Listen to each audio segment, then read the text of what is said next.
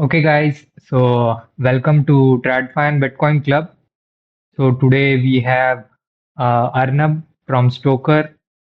So to give like Stokr is building a great platform. Like they are a task company, tokenization as a service. So recently, H100 Group, which is a Swedish Bitcoin treasury company, has partnered with them and like they have recently crossed $1 billion in volumes.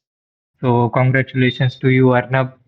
On that note, you can take the stage and give us more info on Stoker. What do you guys do? And yeah, Yeah, thanks a lot, Digant. Thank you for the introduction. And we have half an hour, right, in this call. So just try to do it in a short, or it's just 1 hour, right, effectively. So I yeah, will try it's to one. keep it short, and then I think we can open up some Q&A and kind of go into discussion Yeah, mode. yeah, yeah. Let me Great. start with a quick introduction about myself, my background, and yeah, how I came to Bitcoin and how Stocker started. So I'm born in Great. India. And moved like I worked as a lawyer in India for a couple of years before I moved to Germany back in 2015. Worked in the capital markets with the government of India for some time. Um, Came to Bitcoin rabbit hole, I would say 2014. That time frame of 2013 and 2014 in that time frame. I had a very interesting exposure to Bitcoin, but professionally I took and looked into Bitcoin, I would say after 2017. Stokr started in 2018. 2017, the idea was being worked on, but the company got established in 2018. The main thesis of Stokr, and this is kind of the back of the back in the days 2018, I'm talking about, there was no Bitcoin layer 2, right? And what we are looking into is purely from a capital markets perspective is after NASDAQ came in, the idea of dematerialization came in, but there was no evolution of capital markets, fundamentally how the settled securities get settled. And we were looking into that, and the question was, can we consider tokenization or movement of securities into a digital DLT infrastructure for record keeping of the shareholder register, or something like that? Will that be an effective evolution of the capital markets from dematerialization, which I think most of the shares are right now, dematerialized shares, the public market? So that was kind of thesis we started, like, can tokenization be the effective evolution of dematerialization? And that time I was already in Europe. I looked into the European regulatory market, met some people back in the days who became effectively my co-founder after a couple of months. And we looked into Europe as a jurisdiction to start, specifically Luxembourg, which is a small country, which is a city and a country at the same time. It's very small, but they're very progressive in terms of financial regulation.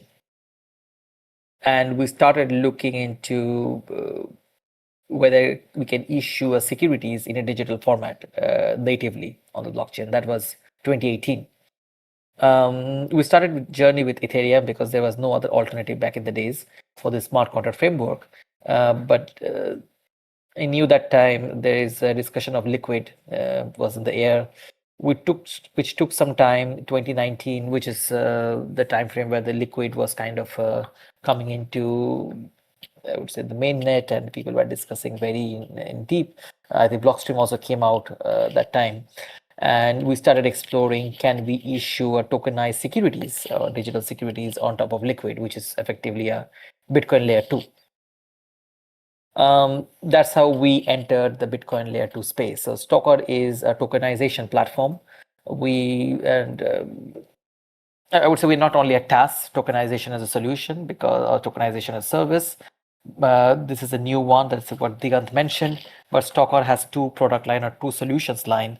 One is providing the full end-to-end solution of tokenization. That is, we provide the tech, we provide the regulatory umbrella in which you can issue tokenized securities, full KYC AML compliance support, the payment gateways, and also distribution support. So we have some network of high net worth investors, family office, hedge funds that we curated over the last couple of years. Um, This year, actually, we started on the task that is a pure API based solution that is for the asset managers, larger banks, a financial institution. If they're interested in tokenizing securities, they can use our tech solution and do it, right? But I would say for the today's conversation, I will focus mostly on the first one, that is the end-to-end tokenization, and some of the key products for which Stokr is known in the market. 2021, we started. I'm not sharing the presentation right now. Maybe quickly first give a quick background and then maybe show some few slides that gives you some perspective about what Stokr is and what we are doing. So 2021, Stokr started looking into a very interesting way of financing the Bitcoin miners in US. And we started working with Blockstream, which is a major player in the space. I knew the CEO, Adam, back for some time. And we were kind of dabbling with an idea is if a power purchase agreement in an energy infrastructure, and that's what also I helped for some time, some energy infrastructure companies to finance for a power purchase, for a power industry, actually, the PPAs or power purchase agreement are considered as an asset class. These are effectively contracts that you get from a government at a fixed kilowatt hour. There's a price that government agrees to buy. You can take that piece of paper and go to a bank and borrow money against it. And the question was, can we consider hash rate also as an asset class if in energy infrastructure, the power purchase agreement is an asset class, right? And why it's interesting, because hash rate is a derivative of energy factor, Bitcoin global hash rate factor, Bitcoin price factor, and access to ASICs factor. That creates a very interesting derivative, but nobody tried to actually do a hash rate asset class as a securities. There are some Bitmain tried some here and there, but nothing went as a securities or a regulated traditional financial product in that direction. So we started experimenting 2021. We partnered with Blockstream. We issued the Blockstream mining node BMN1 that raised in 2021 around 40 million US dollar, 40. And it's a 3-year product that gives access to a fixed amount of hash rate for a period of 3 years. And whatever Bitcoin is mined on a daily basis, it gets accrued and it's paid at maturity. And investors got 80 million worth of Bitcoin last year. It's around 1,200 Bitcoins we paid out last year on Stokr to our investors. That product outperformed Bitcoin by 32% in a 3-year period. And a dollar basis, it was around 104. So it performed quite nicely in the market. It was one of the biggest payout in the real world asset space that people are talking about. And why BMN and why hash rate? And the thesis that we had at that time, 2021, was the moment Bitcoin reaches 100K plus, we're talking about a $2 trillion plus economy. A $2 trillion plus economy will have few hundred billions of derivatives. And if you can issue those derivatives as securities in a digital format, that's a big market, and Stokr would like to position itself, right? And another thesis that also kind of got more and more, I would say, ingrained in the company was gold never had a settlement layer physically, right? But Bitcoin, if you consider Bitcoin as a store of value, and the core team is very much Bitcoin aligned in that sense, also we are very much keen to bring more use case on top of Bitcoin, not on the layer 1, but layer 2 in that sense. The idea was, if Bitcoin has a settlement layer, that settlement layer can be used for capital markets transaction. And a lot of financial products can be denominated in BTC terms. That becomes interesting, right? Now we are seeing a lot of Bitcoin basis products, Bitcoin fund, denominated funds, and all these things. 2021, we didn't have those, and we were looking into mining as a way actually to generate that Bitcoin basis yield, and that's how the BMN1 came in. I will quickly show the screen also of Stokr, maybe as I'm speaking. Trying to see. I think you can see my screen, right? Yes. Perfect. Okay. So this is a Stokr page, and what I was mentioned, but you can see my Stokr page, right, at the Yes. moment? Arnab, you are sharing a Discord screen. You only see my Discord. Okay, let me stop streaming and then Sorry, I never shared a screen on Discord before, so let me try. Oh, yeah. Okay, I think I shared the right screen now. Yeah. Okay, so this is the Stokr page, and this is a two solution I mentioned. And the mining bond I mentioned is the first iteration, paid out 80 million in Bitcoin. We launched BMN2 last year, which raised 645 million from 22 investors, a very small group of investors, very professionally sophisticated investors. These guys are participating in this kind of offerings. And that's a very interesting product because that gives access to North American mining hash rate. This is where kind of where Stokr is known for, mostly this kind of innovative securities product. What is interesting also, another thing that we started looking into is, this is where it became the CMSTR node, and we also tokenized MicroStrategy. So this is a tokenized MicroStrategy effectively, right? It's a 15 million AUM. And also we tokenized Metaplanet, that is another treasury company. Now also we announced last week H100, or no, it's a public Swedish company that is actually doing the similar MicroStrategy playbook. But what we are doing, we are helping them to issue a tokenized convertible where investors can subscribe with BTC. If the strike price is reached, the BTC gets converted to equity of the main company. If it does not reach, the BTC goes back to the investors after the maturity period. So it's a kind of what we're trying to bring is both the world of capital markets, Bitcoin together, and using the tech, right? Giving a very interesting story actually about the CMSTR or tokenized Metaplanet, all these things. We had some investors that came to us last year and said, hey, MicroStrategy is correlated to BTC. That time the MNAV was not that differentiating. It was kind of very correlated fact. Like I may share with you, kind of interesting. So for your purpose, this is professional investors qualification. Just click on the professional, but this is very kind of interesting, right? The time when the MicroStrategy started their Bitcoin playbook, until this period, the correlation was very close. And this is where we actually tokenize MicroStrategy, right? And some investor says, hey, I want to book the profits in the on BTC basis. For that, the MicroStrategy need to be traded against a BTC pair, and there was no BTC pair. So they reached out to us. They knew that we have done the BMN. We have enabled BMN to trade against the mining bond against the Bitcoin. And the idea was, can we help them to tokenize the MSTR? And once it gets tokenized, there's a platform called SiteSwap. It's a liquid decentralized exchange platform where you can trade against the MicroStrategy. And that's what CMSTR. And yeah, people started trading here. Because after trading hours, you cannot trade MicroStrategies. 9 to 5, it only works. Saturday, Sunday, you cannot trade. But Bitcoin is volatile. Bitcoin has a lot of volatility in the after trading hours, primarily also a lot of volatility over the weekend. And this product became a very interesting access for a lot of people. So this is where kind of Stokr is kind of, and the same thing we did also for Metaplanet. So Stokr is very interested in bringing this kind of interesting financial assets in a tokenized format on top of Bitcoin, with the principle that we need to create a capital market infrastructure on top of Bitcoin, because I think this is kind of huge opportunity that the current market has. Let me unshare this and then again reshare one more page. You can see my screen, right?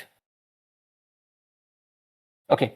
So Stokr is going to give, like, as I mentioned, we're a tokenization platform based in Europe, creating the Bitcoin capital markets infrastructure effectively. So we can create more capital market financing products on top of Bitcoin layer 2. Right now, we are doing on liquid over the time. We are also looking into RGB, taproot assets. At the moment, we cannot do that. Infrastructure is not there for issuing tokenized securities with the transfer restricted function, but over the time, we can do it. Stokr also has Bitcoin in our treasury. So as it's mentioned, that Stokr has processed over 1.2 billion on the platform itself. We have paid out the biggest payout in the RWA space last year. We also have a Bitcoin in our treasury. So we have over 105 BTC, and we are accumulating quite a lot of BTC constantly. We also have some of the very key players of the industry as our advisors. So Adam Back is advising Stokr for quite some time, and we work very closely with them. We have also Rahul. He was one of the earliest guys in Kraken, and we have some very interesting team also. I will stop here until now, and maybe we can open this for conversation, and we can, yeah, go into the Q&A and see how it develops then. So it doesn't sound like a monologue then. Yeah, yeah, great. So guys, if you have any questions, feel free to ask Arnab or else. Hey, Arnab. Uh, hey. Yeah, I think I was just curious about the tokenization space for a while. I think Taro protocol is what introduced me to it, and I got Mhm. to know that it's already happening. And yeah, I've always been a proponent of creating scarce asset. That's how I put it. That eventually the stock market is going to be on Bitcoin. I don't know how it looks. I don't know how it technically works. So I'm just fascinated by the work that you guys have already been putting out. Thanks. I think the Taro guys are doing on the Lightning, if I'm not wrong, right? Um, I think they're using Taproot assets effectively, right? Okay, I'm not sure. I know Oluwala Oshtukun is one of the authors of Taro Protocol. Yeah, but probably they're using some layer to do that. But I love the idea of the idea of creating scarce digital assets. Like a lot of people say that's shitcoining. I don't agree because effectively you have someone betting on some performance of a company in the stock market, right? And there's no reason that can't work on Bitcoin. No, I Yeah, think this is kind that's of like traditional capital markets will be there, right? Even if the Bitcoin, like for example, if there's a gold there, there's also traditional capital markets, right? There is a private lending, there's a private borrowing, infrastructure financing, and this will be financed. Like the question is, can we merge these two industry, two ecosystem together? yep, I yep. see going forward there may be an assets because like it's a very interesting thing which I like actually is Bitcoin being the hurdle rate of the industry. The question is, can certain asset pass the Bitcoin's hurdle rate? If not, then buy Okay, Bitcoin. If it's, right. then look into that. True, true. And also, just as a like, I'm a lawyer myself. I'm just curious if you have looked into Indian regulations and how optimistic you are. Would we see any movement here in the short term? Ah, SEBI is in different era, right? So I'm not sure in the short term is anything. Is that's the reason. Like though I'm not following the Indian regulation that closely anymore. It's kind of it takes a lot of effort and time to follow all these things going on. But in principle, most of the innovation in the capital markets, if you see the Indian market also went via Singapore for a long time. Right. And there are some specific reasons also political and all the tax regulations and all these things. I was quite optimistic. I'm still optimistic on the gift being a place where you can create those kind of special purpose Right. vehicles. I'm not still seeing anything coming out in an industry a large scale from major players. Right.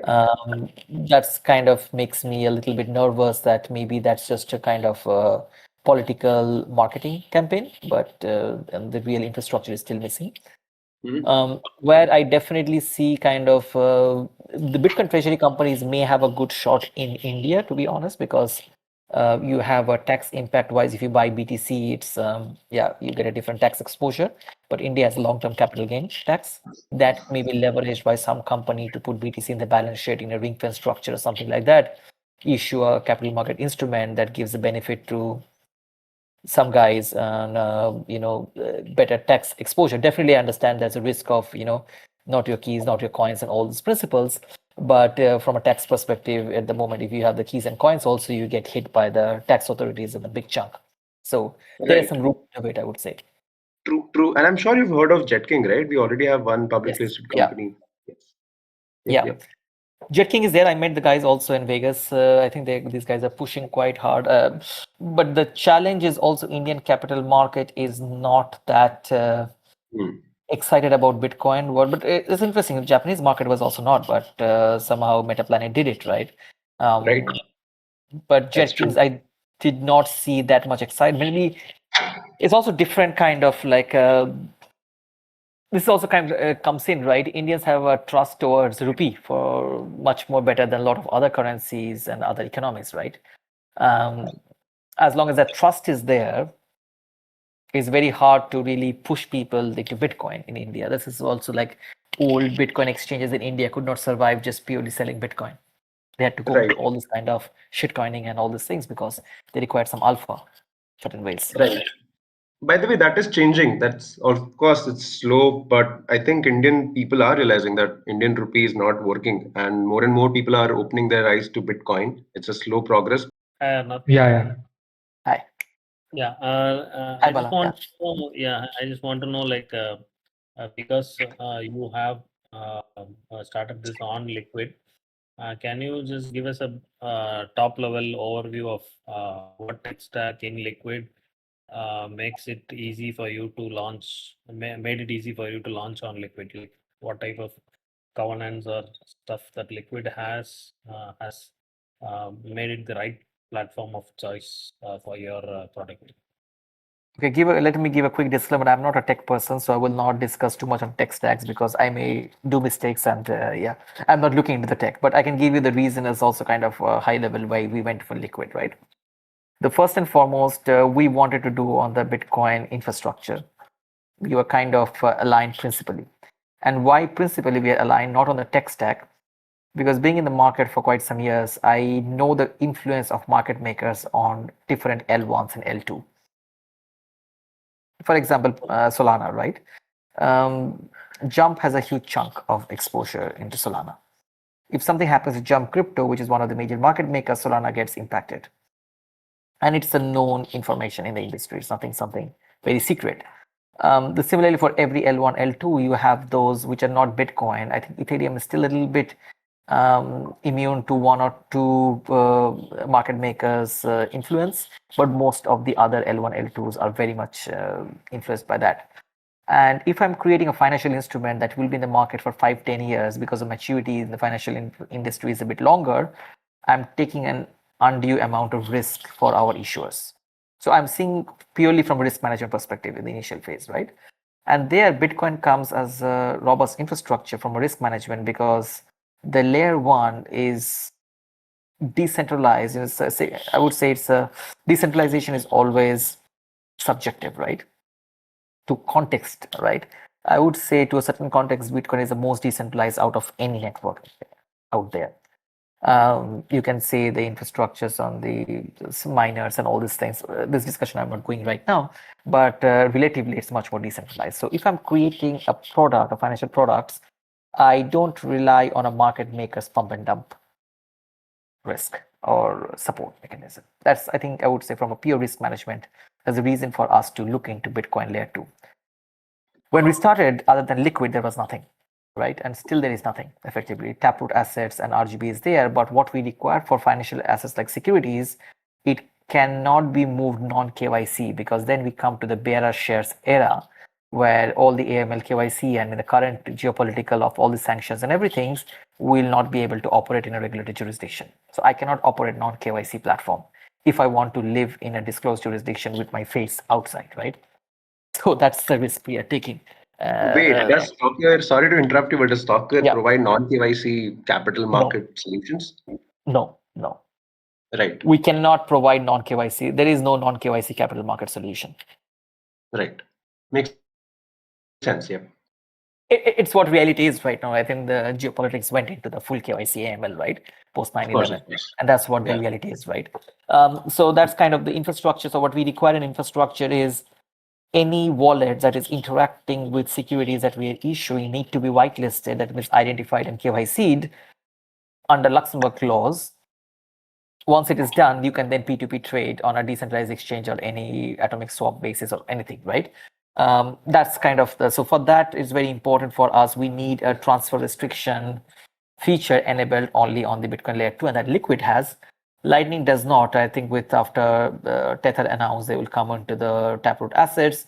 They may issue an asset infrastructure on Lightning that will be there. So the assets can be issued now on Lightning, but still on Lightning, RGB, or in Taproot assets, you cannot issue those transfer restricted securities. They still Yeah. require some time. I also think yeah. Yeah, sorry to just give my opinion, but I also think that's not a major concern. Like eventually this will be interoperable, and Stalker is already doing this on Liquid. So yeah, this I Exactly.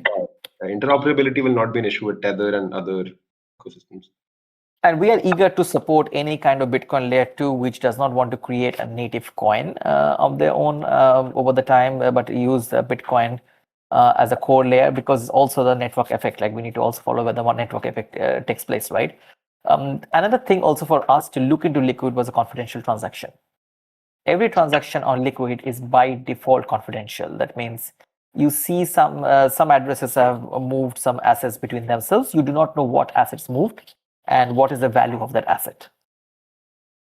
So if you're issuing a securities, nobody can do front run, which is very common in the DeFi and all this place, or the Ethereum based or EVM based or account based model. Yes. UTXO based model, I think very few people talk about that, right? And we kind of looked into the UTXO and account based model. I think double spending on a UTXO model is much more sophisticated way to stop than an account based model.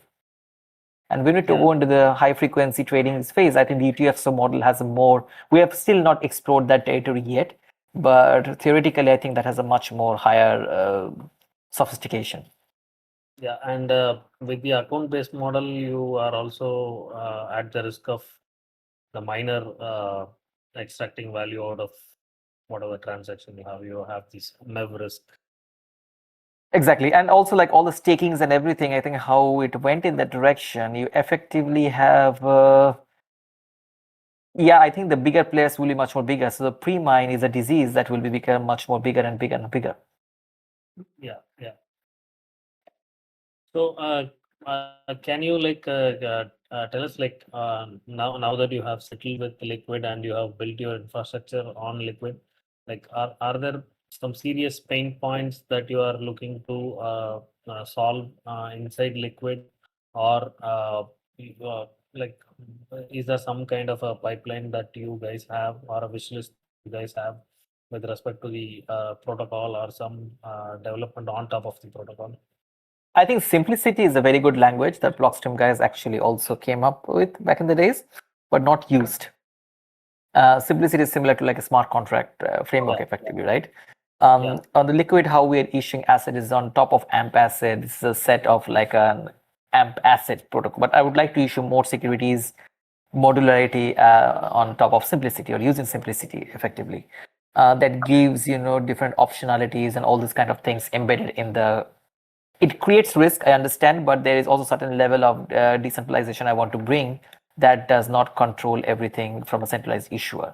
There is some room to experiment, right? First, primarily the options like long rated call options and all these kind of things, right? And there is some room you can play around. So there I would say the simplicity need to be explored. The second is definitely the wallet, right? I think Liquid for a long time did not had a very good wallet interface. There's a green wallet, which is very old Bitcoin wallet. I still think it's a very nerd wallet, effectively. It is a Yes, nerdy wallet. It's not for a regular user. I agree. Yes. Also, just one quick question, Arnab. What has your experience been from 2021 to 2025 in terms of Ethereum and other securitization ecosystems which have nothing to do with Bitcoin? Like, what's your overall experience been over the last 4 years? In the tokenized market, I would say we are one of the biggest volume driver of the entire tokenization space, and we are not on Ethereum, right? We are Right. very, I would say, arrogant to be on the Bitcoin in that sense. So it depends on the quality of the asset, quality of financial products that you're bringing. On the Ethereum, people started experimenting with wrong asset classes, always. And that's the reason it's not growing. It's the second is definitely the hacks and all these kind of things, DeFi's and everything, does not make a lot of institutions deploy larger capital. This is becoming more and more obvious. Like on Stokr, if you see that there are 700 million approx from 22 investors, right? These are large players, kind of capital movements happening. Because the Bitcoin is attracting some serious capital, and I do not see the other chains are. Ethereum may be the closest one. I think Ethereum, Ripple, and Solana still kind of struggle getting something, but others are kind of completely out right now in the I market. think it's mainly because of Trump right now, because of the crypto strategic Exactly. reserve that he created.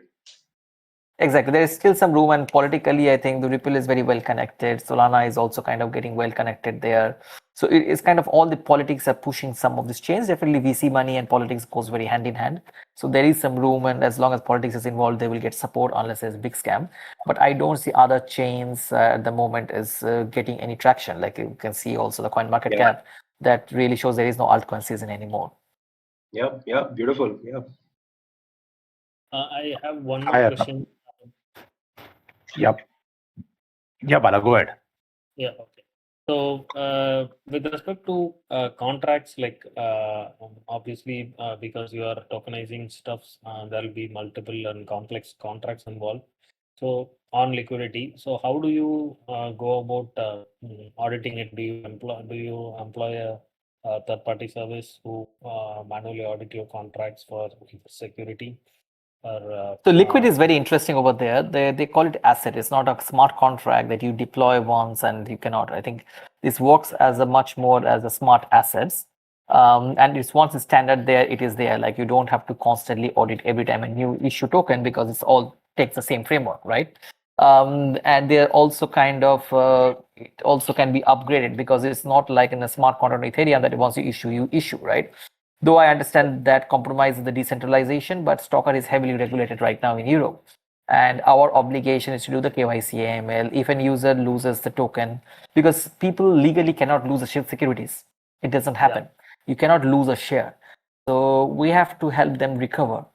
So what we do is we block the old, wallet, and so technically we need to freeze that wallet in from our whitelist database, and then we ask them to connect a new wallet and issue an equivalent amount of token and blacklist the old wallet, and that token goes out of circulation. And we are legally obliged as a tokenization agent or share registration agent. That's kind of equivalent term you can call it. Legally, we're obliged under European laws to do that. Okay.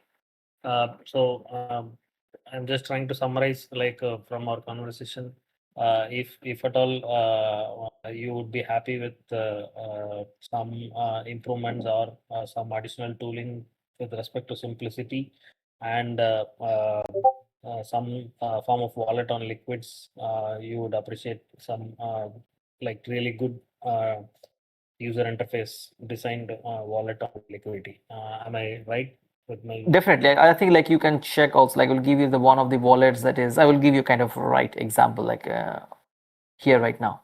Just just trying to open it. Side swap, okay, tada. Okay, no, not this one.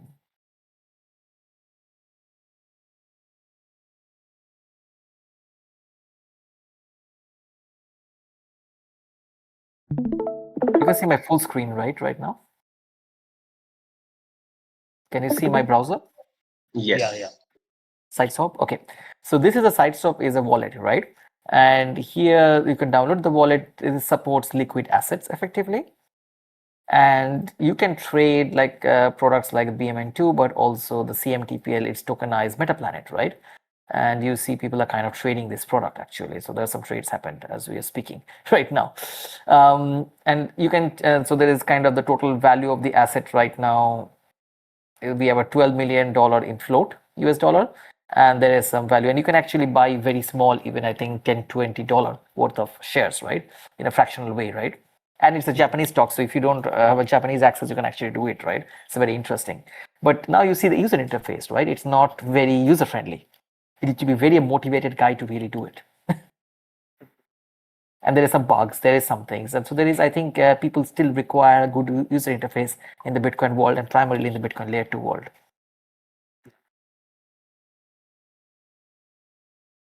Thank you.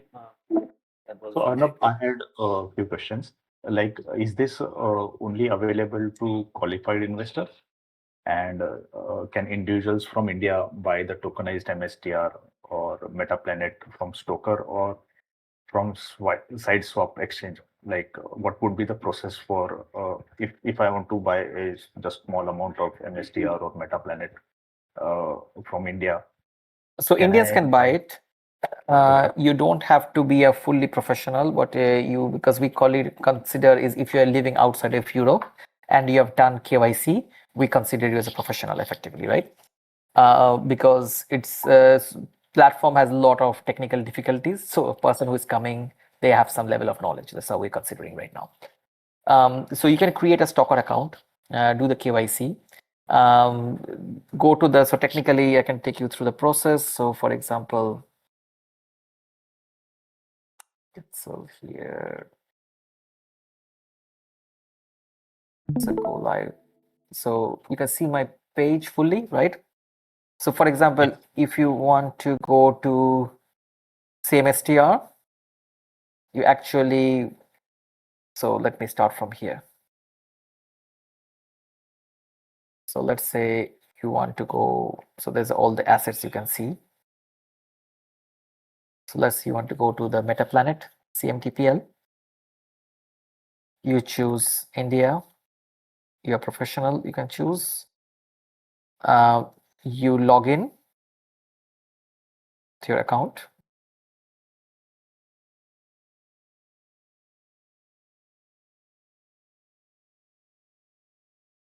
My account is already registered, so it comes in, but you can actually register that and register that you are willing to trade.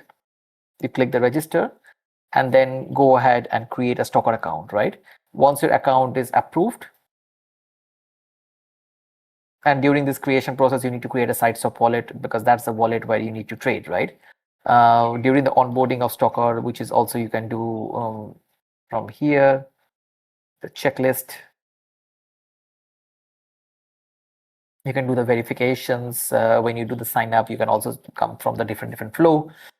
You need to create a liquid wallet. I would suggest you create a liquid wallet on the sideswap because once you do it, you get enabled a trading venue. So we have also videos I can share it later on, right?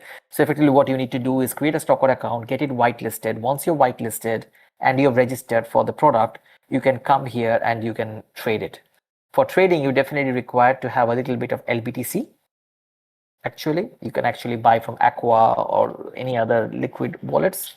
I don't know whether you have heard about Aqua. Yes, we have heard. Yeah. I think that Aqua is doing very good actually in terms of user interface, right? I think this Aqua doesn't have the AMP asset, which is required for securities. It's the technicalities they have to implement, but I think that's a good one. So you can access LBTC over here, put on your side swap and do a small trade and see. But I think this is a good way to actually get a little bit BTC basis appreciation on your Bitcoin because this Bitcoin treasury products are actually doing some interesting BTC trade. We are seeing them. This can be because they're accumulating more in BTC, right? If your BTC value effective per share is increasing, you are getting actually a good BTC growth on your stocks. So that's the way. I think Indians have no restriction right now to invest on Stokr's issued tokenized securities. So this side swap wallet, it is just like a Bitcoin wallet, like there will be 12 or 24 word keywords which we have to Exactly. say. Yeah. Okay. Exactly. It's a Bitcoin wallet as well as a swap market, both at the same time. Okay. Okay. Thank you.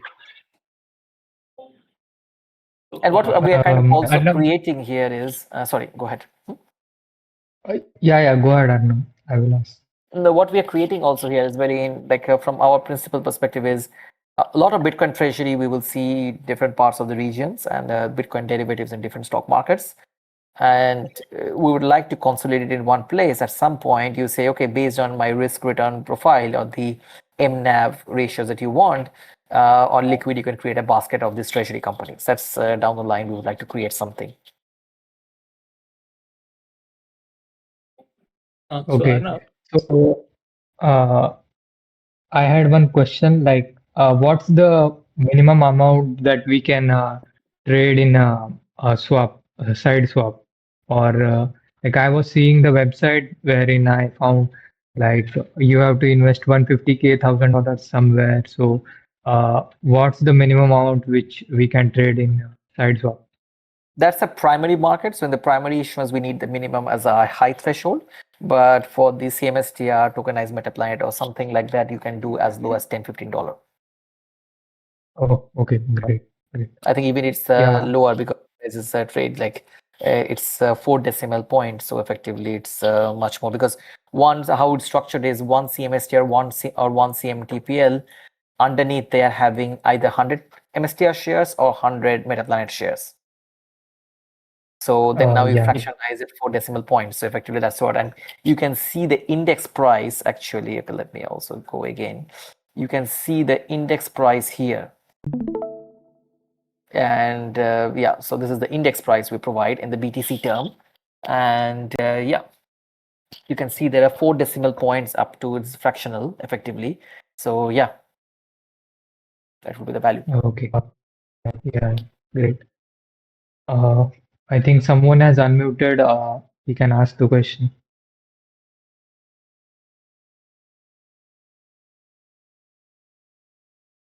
Does somebody There wants was to ask?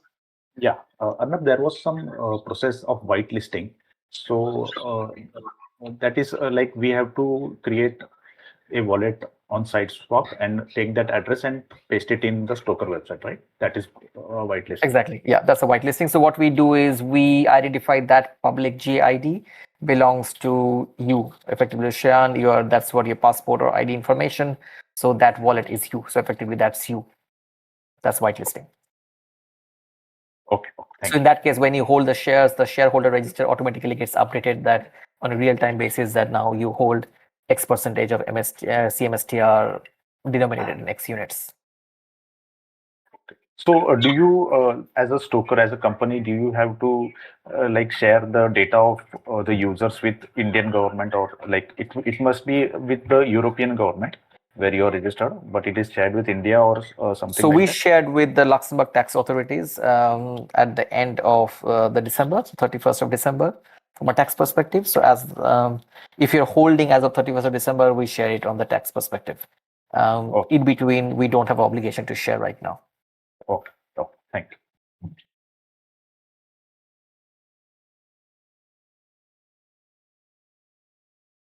you. Okay, so does anyone have question? Yeah, I have a much larger conversation, Arnab. I'm just curious that Roxom also started Bitcoin denominated assets in capital markets. This seems to be a new phenomena, right? I might be wrong, so please let me know if there's already this I don't know, this denomination of Bitcoin assets, right? This is new to me. Like I have never seen capital markets using Bitcoin as their unit of account. Yeah, because like there was no like Bitcoin as an institutional asset class got validated after the ETFs. Like it's like we can agree, disagree, but that's what kind of reality showed, right? BlackRock started talking, JP Morgan started talking about Bitcoin-backed loans and all these things. That's only after the Bitcoin ETF, right? And also definitely all the wars globally have a lot of impact, right? You have Ukraine, Russia, you have Israel, Palestine, now you have Israel, Iran, and all this geopolitics issue. But I think one interesting factor also Trump era, last tariff, I think last couple of months in a tariff era, what we saw, Trump is hell bent to devalue dollar. He will devalue the dollar as much as possible. And why he will do it is to bring manufacturing in US. And the moment you talk about devaluing the dollar, a lot of financial industry infrastructure market holds treasury bill as a store of value. A lot of hedge funds holds treasury bill as store of value. India government holds treasury bill as store of value. German government, a lot of government also holds treasury bill as store of value. This treasury bill will need to be dumped into the market. And we have players like Abu Dhabi Sovereign Wealth Fund, Qatar Sovereign Wealth Fund. We are seeing El Salvador and all these players. They are looking now to buy BTC. Now, when they're looking into buy BTC, they're considering BTC as a treasury asset. For a long time, this was discussed in the individual circle, not an institutional level, right? But now it's going in the direction. But the moment we talk about now the Bitcoin become treasury assets, it's interesting question comes in. Can you denominate that the performance in BTC terms? So effectively, if the BTC price goes up, is your performance going down or you're outperforming the BTC, right? And that a lot of hedge funds and asset managers would like to see. It's kind of the same discussion is about the hurdle rate, Bitcoin being the hurdle rate effectively that comes in. Interesting. What is hurdle rate? Do you mean HODL hurdle Hurdle rate? rate is hurdle rate HURDLE. It means in financial market is it's how it starts. Like let's say for example, I have $100 fund in a simplistic way, right? I have $100 fund. The fund provides me as a fund manager a return of 20% on the performance. I did a great performance and I performed 12% return. So let's say $100 became now 112. Investor says, hey, I will not give 20%. performance fee on the entire $12. But I will give you only the performance fee that is anything above 6%. That is, after $6, you charge this 20% performance fee. So even if I give a return of 12%, my performance fee of 20% will be only on the 6% on top of the hurdle rate 6%. That is, I have to cross that hurdle, right? Why people put as a hurdle rate is they consider is, hey, money is anyways performing. If I put in a normal savings bank account, I get X percentage, right? Why I will come to you as a fund manager, give a high fee if you cannot perform better? And the same theory people's mind comes in is, if I just hold the BTC, I can earn X amount of dollar basis return because dollar is getting devalued. So why I will give my BTC to you, or why I do not buy BTC, rather invest in you? And that's the hurdle rate, is how much BTC can perform. If BTC performs 40% CAGR, can you perform better than that? Very few assets can do that, actually, to be honest. Yeah, that makes sense. Thanks. Yep. Arnab, do you have something else to share, or if not, I have some questions for you. No, please go ahead. Oh, okay. So, I'm studying Bitcoin treasury companies for last 1.5 years. So I discovered a company, the Blockchain Group. So they are issuing Bitcoin denominated convertible debt. So as I was hearing us, I was in a space with Alexander Lazet. So he mentioned he is also in partnership with, he is also looking to do something with Stokr. So on that note, I want to ask is like, let's say for an hypothetical case, if there's an Indian company and they want to issue Bitcoin denominated convertible bonds. So like, does Stoker help us with that, or like how does the things work there?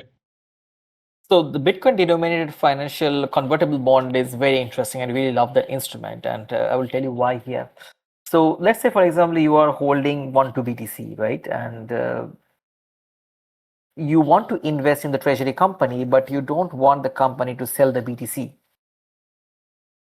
And if they cannot perform, you have no assets, right? The Bitcoin denominated convertible loan, how we are structuring also with H100 is, let's say you put 1 BTC. The 1 BTC is situated in a ring-fenced entity. Ring-fenced means that company cannot touch the asset without the consent of the bond holders or the note holders or convertible note holders. So 1 BTC sits in a custodian account, regulated one in Europe. The BTC does not move out and goes to the company's account in the main listed exchange unless it gets converted to the stocks. And it can only get converted to the stocks if X amount of return is given in, and this can calculate it, and abstractly what we can say that X amount of strike price is reached, we consider the company has performed. If that performance is not reached, the BTC stays in that custodian. And if, let's say, 2 years it does not reach, and 2 years is the maturity of that, the investor gets back their BTC. So investor doesn't lose the BTC. So that's very interesting for a lot of Bitcoin minded holders. They says, hey, I am willing to invest, but I don't want to lose my BTC because I consider 1 BTC is 1 BTC. So if you cannot perform, you give back my BTC. If you perform, that's good. I get a better than BTC. I sell it in the stock market, buy BTC again, and I may end up with 0.002 BTC. Sorry, 1.002 BTC. That 002 is my return, right? So that's the reason we like this convertible in Bitcoin denominated quite a lot, right? And we will tokenize it. So people in currently, for example, this Alexander Liz's, this blockchain group or MicroStrategies converts, small holders cannot buy that. And we want to make it more accessible. So with even smaller denomination, 10, 20, $30, you can buy these converts effectively. So that's what the reason we want to tokenize it, and we want to make it fractional. And yes, this kind of structure can be also done for companies in any jurisdiction, because investor does not care where the company is, where the publicly listed. Investor cares about where the BTC and how it is held in a segregated way. Yeah, And I think you mentioned that you're also helping finance Bitcoin miners, or Stalker has done that before. And just on that note, a question. Uh, so there's an argument that a lot of people make that it's better to hodl Bitcoin than to spin up your own miner or run a mining operations. Do you think that's relevant to what Stalker is doing? That's really true because, to be honest, where it comes in is mining is a very resource intensive right now, and it's economies of scale, right?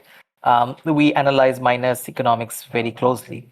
If you have below 20, 30 megawatt facilities, and that's a big facilities infrastructure we're talking about, mining does not commercially make sense in today's world Right. with the cost of mining and all these things. Addition to that, you require the energy price between 3 cent per kilowatt to 5 cent, 30 cent to the 3 cent to 5 cent in that range, which is very hard. So, sorry, it's 0.3 dollar kilowatt hour to 0.5 kilowatt, which is very hard to find in a lot of economics. You can do in US, you can do maybe in some Middle East jurisdictions, some Latin market, but then geopolitical risk comes in. Right. Yeah. So yeah, mining financing is good because, for example, public miners, if you go to Marathon and all these things, the cost of mining a BTC for them is roughly around 80K at the current moment. It's not because their cost of energy or infrastructure is much more, is the cost of public company is very high.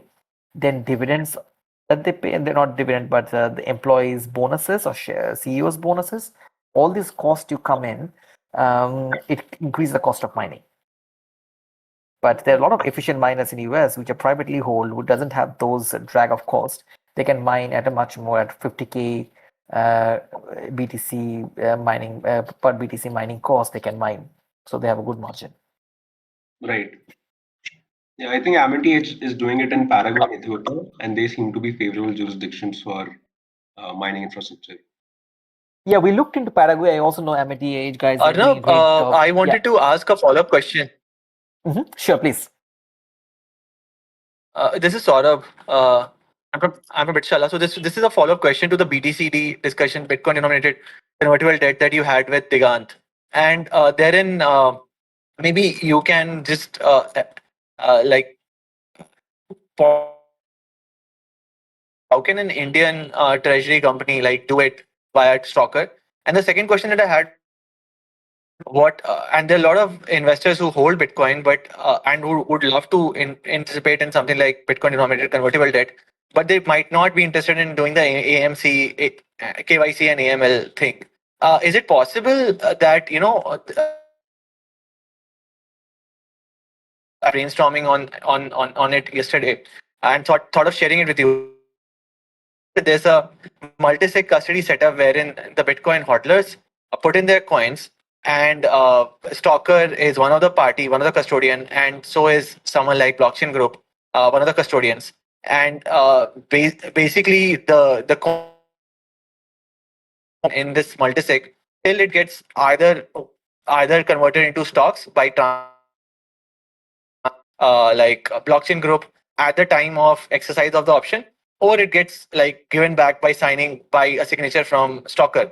So this ways there will not be a requirement for AMC or AML or KYC, and the customers can basically convert their Bitcoin into stocks, and that's when they basically can go ahead and share their KYC information. But if that does not happen, they don't have to ever share their KYC information. Okay, so let me take your last question first, and then we go back like this way. So the solution that you mentioned, I don't think it will work because effectively both the blockchain group and Stockr, the moment we interact with any BTC, we need to know the source of funds. That means who are the holder of the BTC and how the BTC got originated, all the proof of funds and all these things, right? And that means we are entering into the KYC AML territory. When this Israel, Hamas, and all these things were happening last year, we were kind of bombarded by a lot of regulators constantly, even this year. Hey, do you know this wallet? Is there any transaction happened from this wallet or something? So we have to constantly monitor that a huge chunk of this database of wallets have no interaction with the BTCs that we are letting it flow on the platform. So anonymous BTC movement we cannot do unless you find some, we call it a straw man, principle. You find one guy, that guy wants to take all the risk of your BTC, and that person says, okay, these are friends and families. I do not I have no problems with them. I take their BTC and disclose them as my BTC, and my source of wealth is fine to manage. That way they can be done. Or there is a nominee structure. There are a lot of private banks provide their service for ultra high net worth. For regulatory reasons, they don't want to disclose a lot of things. And then the private bank says, hey, I'm the nominee. But that's a different services we are talking about here. So in principle, right now, we cannot issue securities to an unrecognized or anonymous entity, if that answers. Second, the first point you asked me is like how an Indian company can do. We're usually using the Luxembourg structures because that jurisdiction in Europe actually understands Bitcoin effectively, and we kind of educated quite a lot. And also that BTC, that parts of convertible part, they're not getting taxed. So that's also good for the treasury company because it doesn't have adverse tax impact in Luxembourg. So that's the reason if you see the blockchain group did from Luxembourg, though they're a Paris company, H100 we are doing in Luxembourg. In US, the Caymans and some things can do, but they cannot get subscription in BTC, right? In Luxembourg, what we are enabling is subscription directly in BTC. So that's if this answers to your question. Got it. Thanks so much. Just one follow-up question to that. How did you decide on this Luxembourg jurisdiction? Like there are competing jurisdictions like Cayman, or there are upcoming jurisdictions like this Honduras, right? There's this I don't remember the name of the project, but there's this city There in are a lot of Honduras wherein jurisdictions. There are free private cities, yeah and all these concepts are there, right? This is, I think, a lot of things are yeah happening, right? Madeira and all yeah this stuff are also and coming in. El Salvador also. El Salvador also, like we are also doing stuff with El Salvador, but Luxembourg is it's one of the biggest fund industry. A lot of traditional finance industry knows Luxembourg as a jurisdiction, right? And if you Okay. are deploying a large capital, like when you are pushing a lot of bigger volumes on the platform, people doesn't want to take the risk of El Salvador, Paraguay, Honduras, and all this jurisdiction. This is kind of you're coming to an era where there is no rule of law when you try to enforce something. Okay. Got it. This is the challenge Thank you. that comes in. Like you need a Is proper there capital markets. did you do a lot of research on this, or did you go with Luxembourg is already a popular destination for people who are No, into we finance? did. So let's just We did, like Okay. my background also comes from capital markets. Also, when we started in 2017, we looked into every jurisdictions, their geopolitical risk and all this kind of things. For example, given like we also looked into mining geopolitical risk, like in Paraguay, right? Paraguay's energy is shared with Brazil, right? And there was a lot of geopolitical issue that happened last year. A lot of large-scale Paraguay miners had to shut down because Brazilian government didn't want to give energy, and local level there are a lot of corruptions are there, right? Because the moment you're mining a large pool of BTCs, they feel, okay, I can make some money, right? Either you do not, you Yeah. give me some chunk of this, under the table, or I increase your taxes, I increase your VAT, I do not let your shipment come in. A lot of geopolitical risk comes in, which we do not see that much in Texas or in US and those things, because there's a reason a lot of investors there's a common terminology there. Not all hash rate is similar value, right? Because hash rate from Nigeria and Ethiopia is perfect, but amount of military trucks you require to save those ASICs, the cost increases. So your energy is like less than is kind of technically nothing. Got it. Very interesting. Yeah, I never thought of that. Cool. Thanks, Arnav.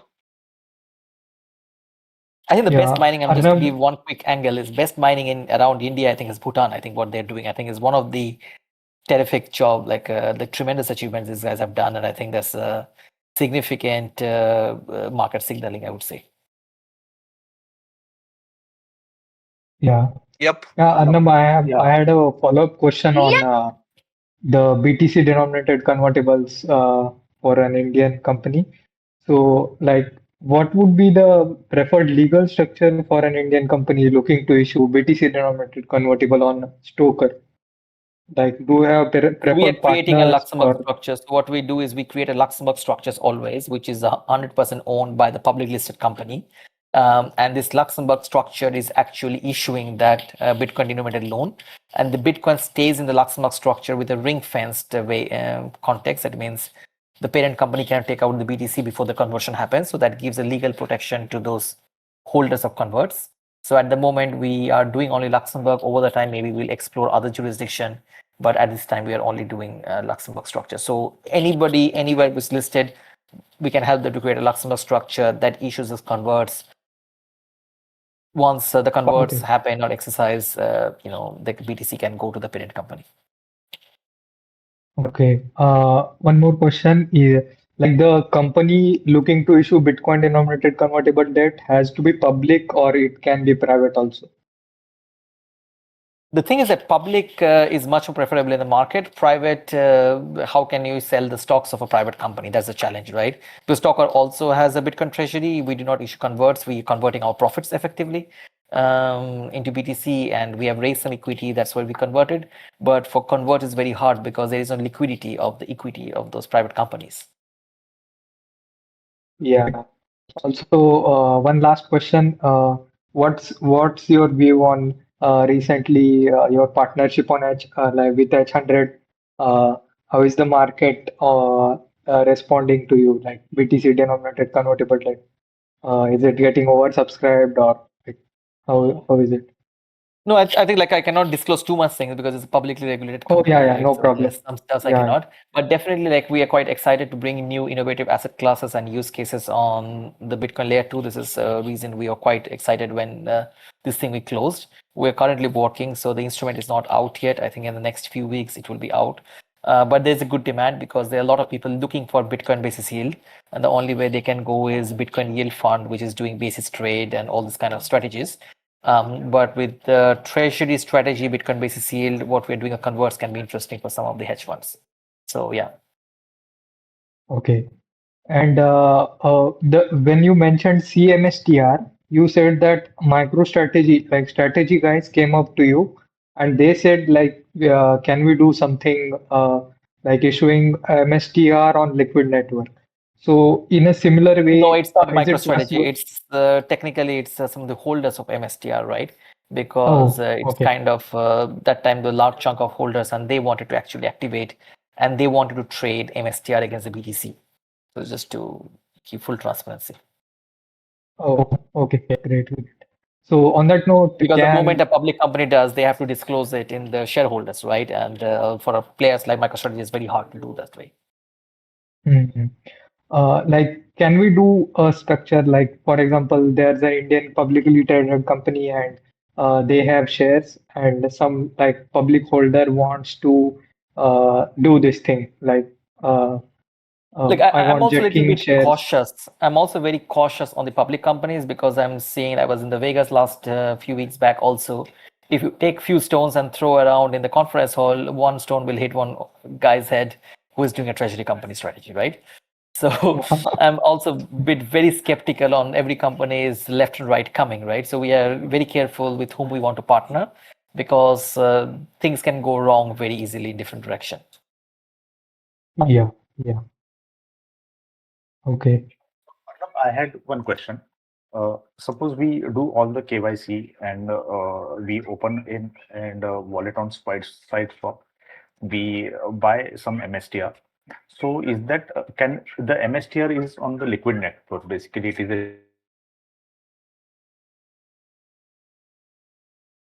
Uh, Did you say something or you got cut off or you finished? Anmol, sorry. Amol, yeah. Yeah, I think we lost Amol. I think we lost Amol, yeah. Okay, because I felt Yeah, okay. Let him come back then. yeah. In the meantime, if anyone has any question, feel free to ask. Amol, let me message him.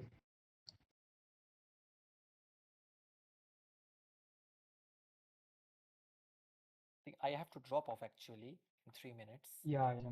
No. Okay. So whenever you are free to drop off, Arnab, thanks for giving us time. Like I think we are over time, so we appreciate your precious time and thank you for coming into this session. And on this note, like if we want to connect with you and find you, like where can we find you? No, first, thanks a lot for the invitation. I think I'm super interested to, participate in any community activities that is happening in the Indian space. So I know Rajeshri for some time as he was also in Calcutta and I met him like I think 1, 2 times in Calcutta when I was traveling. And yeah, like I think we're quite eager to support any initiative that you guys are doing. So please let me know. And you can connect me over LinkedIn. You can connect me over Twitter. I don't know how I can share over here. any messages, but I think you have my contacts The anyways, right? yeah. Okay. Because I think the Digant, you have my contact. You may feel I just don't know how. Like, I don't see any options here. Not very. In the chat I on see the that. I right. see that. I see. Yeah, yeah. Super.